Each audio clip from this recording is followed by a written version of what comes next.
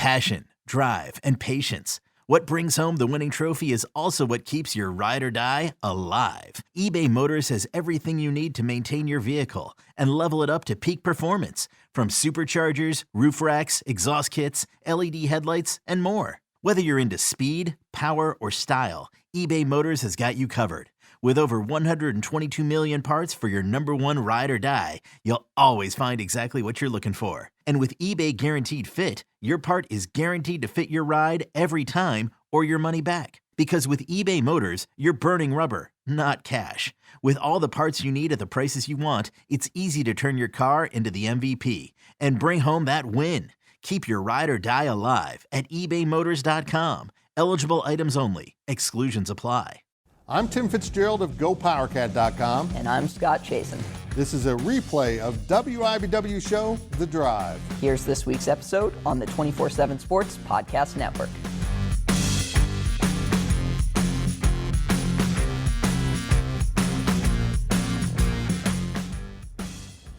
Good evening, Wildcat and Jayhawk fans, and welcome to The Drive, sponsored by Briggs Auto Group.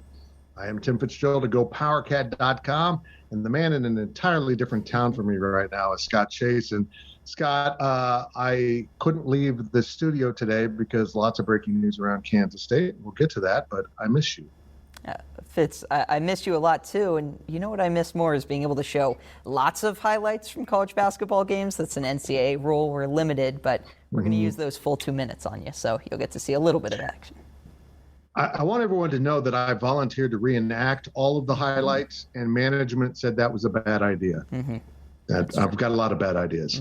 You can interact with us. That's a good idea. On social media at facebook.com/The Drive Show, on Twitter at The Drive 13, and of course, answer our weekly poll question and make your game predictions on our Twitter page.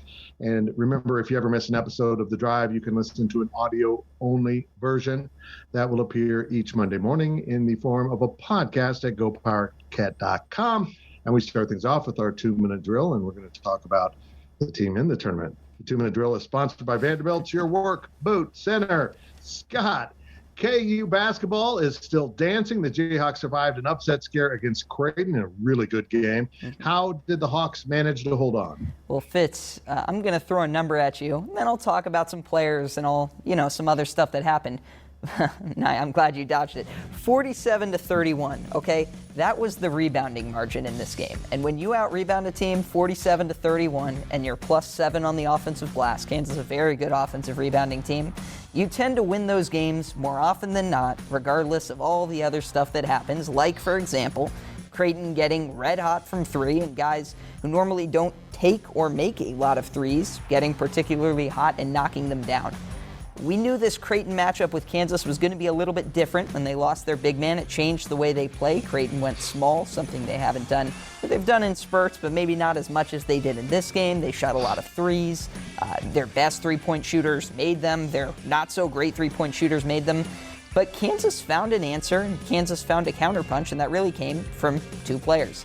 Ochai Agbaji there, you see hitting the jumper. He had a great second half. Wasn't very good in the first half, but ended with 15 points and 8 rebounds. He's obviously having a tremendous season for Kansas. That steal, by the way, David McCormick's block kind of ended the game, but that steal and dunk by Ochai when the game was in the balance, a 1-point game, that to me was absolutely the play of the contest. And I'm glad we're zooming in on Greg McDermott and his confused face there, because part of why KU also got going was Remy Martin, who has been absolutely spectacular since KU made the decision, or Remy Martin made, whichever side it came from, to shut him down, let him heal on that knee a little bit with hopes of exactly this, bringing him back for the tournament and look healthy.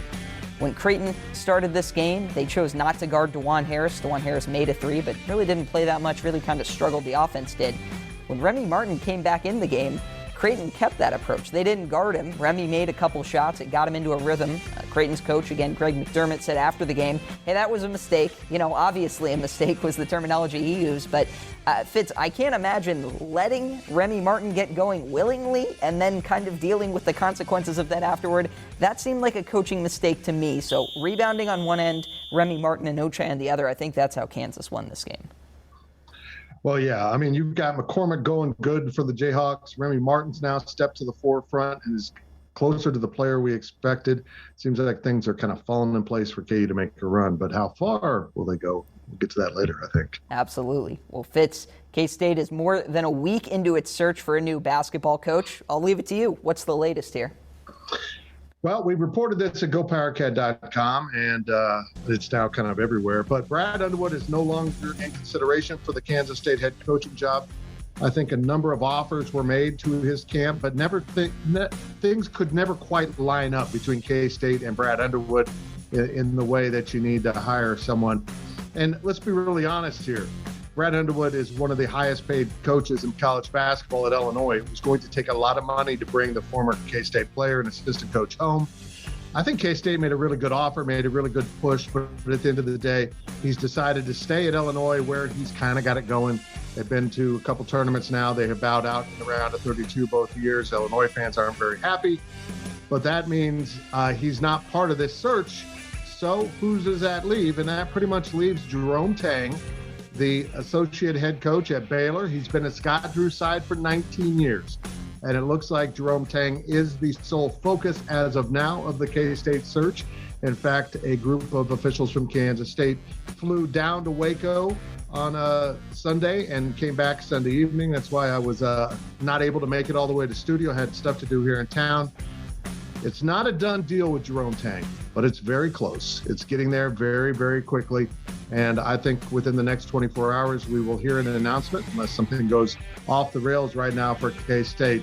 And I just want to take a moment to compliment Gene Taylor on the way he's handled this. I see a lot of ADs out there making immediate hires without really doing much background checks and kind of putting in their due diligence and looking at a bunch of candidates. And it disturbs me when I see programs get rid of a coach and immediately hire someone else, because I just can't believe they've done their due diligence, or they started the search before the coach was gone, and that isn't fair to anyone. He waited for Bruce Weber to resign, moved forward at that point, has done a good job of vetting a bunch of candidates. K-State had a really good list of choices, and I think it's down to Jerome Tang, and I expect him to be Kansas State's new coach.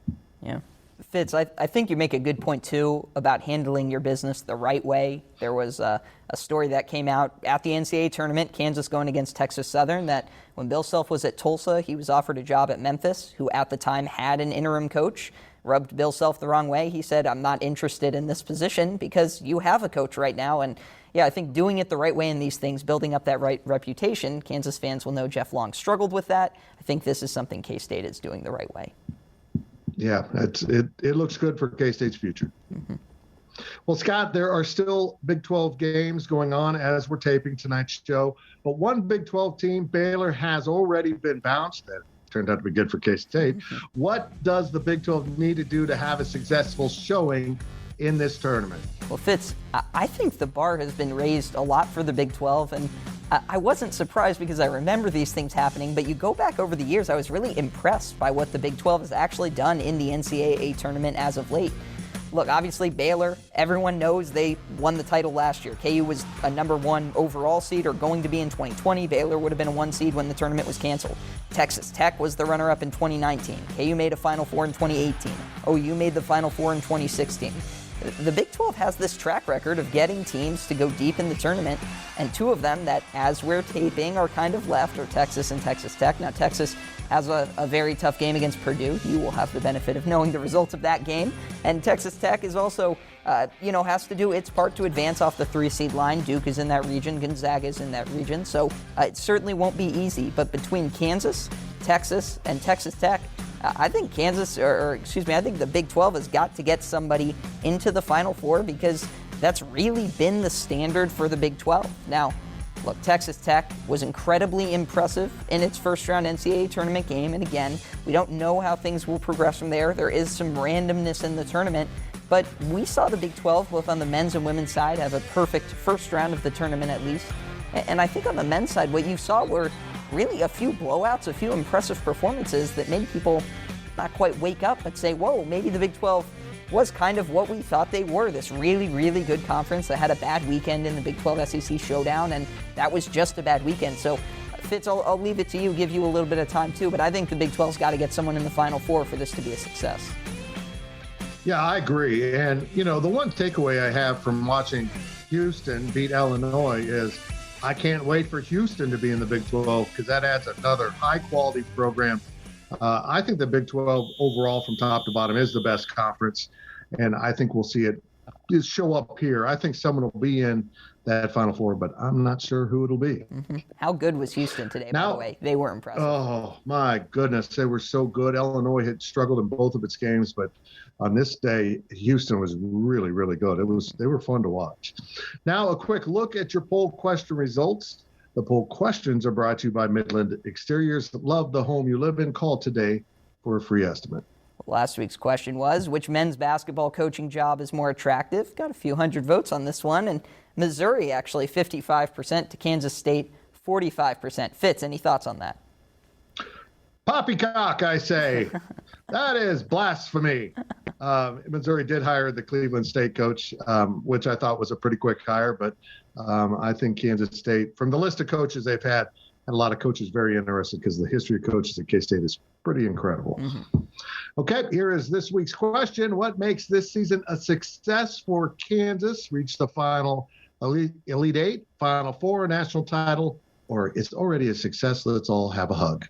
Those are your choices. Vote on our Twitter page at The Drive 13. Well, that will do it for this half of the 2-minute drill, but we will be right back with more on KU and K-State on The Drive.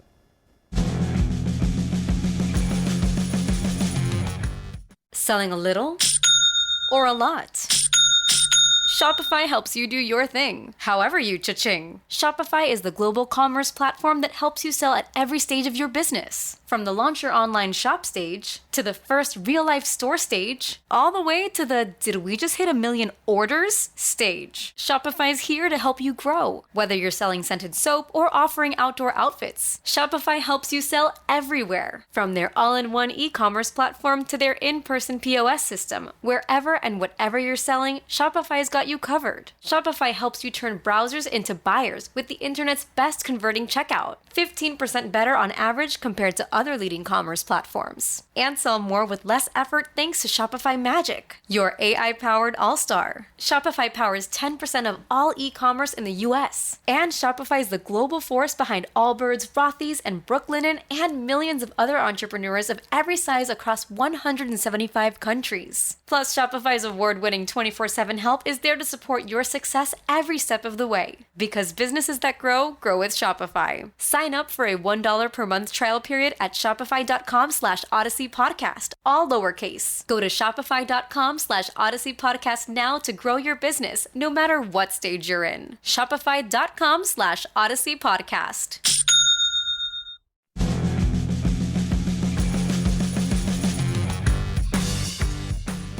Welcome back to The Drive as we continue our weekly 2-minute drill. The 2-minute drill is sponsored by Vanderbilt's Your Work Boot Center. Well, Scott, up next for the Jayhawks is Providence in the Sweet 16. What can you tell us about the 4 seed in the Midwest region? Well, Fitz, if you're a college basketball fan and you know something about Providence, it's possible you know about this great debate about, is Providence good? Are they lucky? Do they win a bunch of close games? What do the numbers say? And back and forth. Here's what I can tell you. Yes, Providence has won a ton of close games this year. They were 12-2 in games decided by 5 points or fewer or that went into overtime. They were actually 3-0 in overtime games. And so, yes, you might say that tends to make them a little bit lucky. A lot of those games are coin flips and can go the other way.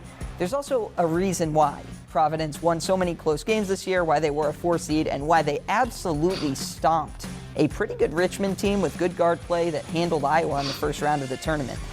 Providence is an older team, a senior-laden team. You go down their top 5 scorers. You've got a 5th-year senior, a junior, 2 more seniors to add to that. They're very balanced. They've got 5 players who average between about 9.5 and 14 points per game. So they spread it around. It's not really about taking one guy out of the equation. And they've really got 4 3-point shooters and guys who are capable of making it. I wrote this number down just in their last game. They shot the 3 exceptionally well. Their starting 5 really was over 50%, I believe, from 3 just in that last game, actually, in the round of 32. So Providence is a very good team and a team that's been battle-tested, and I think that's what makes them dangerous. Yes, if you look at Ken Palmer, you look at some of the advanced number sites, which, for the record, I don't want to put down. I use them. I think they're very good. A lot of college basketball programs use them. They say Providence profiles more like a team that you would have on the 7 line or the 8 line. But you also can't discount some of their wins. They beat Texas Tech, they beat Wisconsin, they beat UConn. This is a team that picked up some quality wins. They played Villanova, a 2-seed, close twice down the stretch of their season. So I think Kansas probably has its hands full. But there's also a reason why Kansas is a 7.5-point favorite as we're taping this in that game. And it's because Kansas has looked impressive. And as we talked about earlier, Kansas is also getting Remy Martin back at full speed, back kind of, really rejoined with the team in the flow of things. And then you give Kansas kind of this week off before the games start next week to continue to grow with Remy Martin. I think that makes Kansas a very dangerous team, but I wouldn't discount Providence. I think they're talented too. You said a lot of words, but I heard you say this game will be decided by 5 or fewer points. I believe that's what I heard. That's every Providence game, Fitz, so I think that's a safe bet. That's a safe bet on that one. Okay. We'll get to the picks later in the show. Fair enough. Well, Fitz, back to the K-State search. Illinois coach Brad Underwood is a former K-State player and assistant coach. How close was the McPherson native to coming home? Yeah, I'm not really sure right now. It's just now breaking news that he's no longer part of the search. I know K-State Athletics Director Gene Taylor worked really hard to make it happen. I went back to him a number of times. I think at one point, maybe a week ago, they thought they might have an agreement in hand, and that kind of fell apart. And it's so complicated, and I don't think people really fully appreciate. It's not just about a coach's salary or the number of years. You also have to make sure he has a budget for a coaching staff and complete, support staff that he's accustomed to. And honestly, that's a really high number at Illinois too.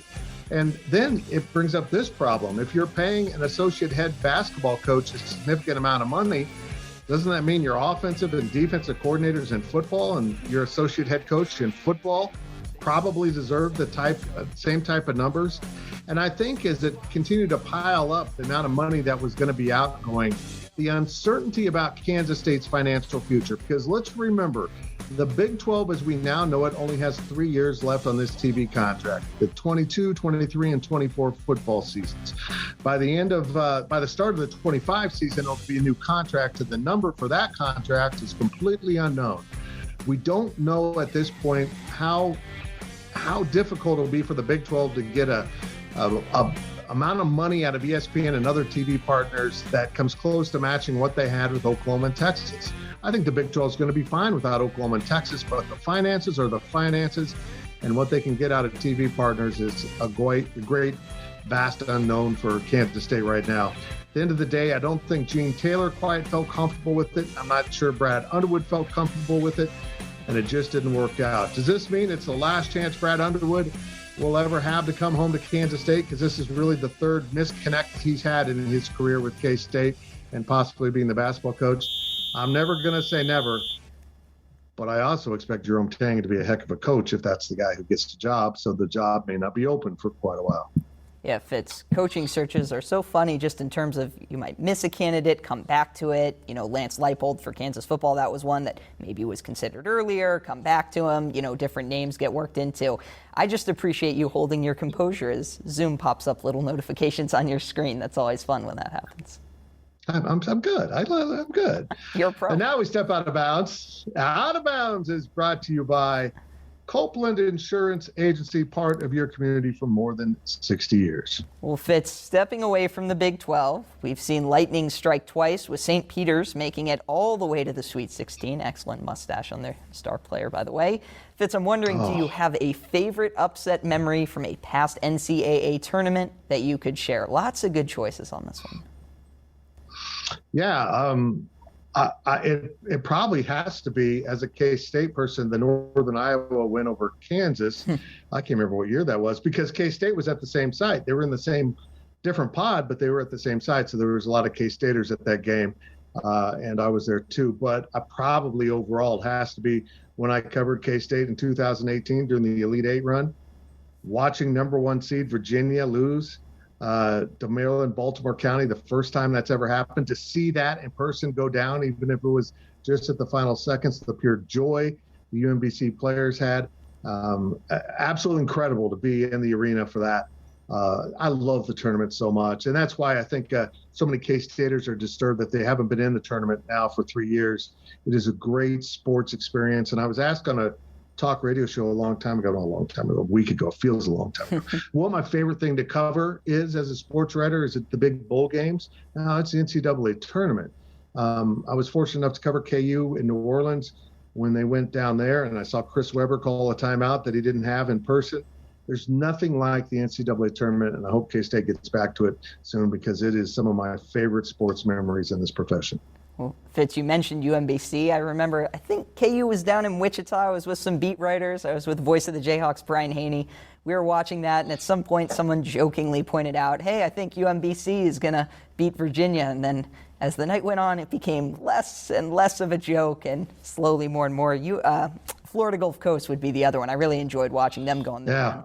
And I've rewatched those games on YouTube a few times as well. Really? You're that type of guy? I certainly was. It's surprising no one, the guy with no plan to instead just stay home, watch some old college basketball games. Well, Fitz, now let's hear from the fans. And our fan question this week is what you were just talking about. How long until K-State is back in the NCAA tournament? And that's from James in Manhattan. James, great question. You know what's amazing is now because of the transfer portal, you can remake a program in a year. Now you got to hit the right guys. You're got to have a little magic and luck in it. But the guys are out there. Even 15 years ago when Bob Huggins came to Manhattan, you had to use junior college players. Or, that was about your only resource to go find immediate help. Now the portal changes all that. And Jerome Tang's had some luck down at Baylor with the portal, and he's also done a great job of overall recruiting. The answer is I think they can get back next year if they can hold on to enough of these players on the current roster and bring in the right players and have a little luck. They were pretty close this year, but they couldn't get over the hump. Well, remember to ask us your questions on our Facebook page and on Twitter at The Drive 13. When we return, we will look at our predictions here on The Drive. So I'm a father of one. I gotta find a babysitter. I found care.com and I was blown away. Through the platform, I was able to find local and experienced candidates along with their reviews and rates, which were way more affordable than I anticipated. Care.com really put me at ease knowing that they were all required to go through a background check. If you're like me and you need to find someone reliable for your childcare necessities, check out care.com. Find the ideal sitters for your childcare needs.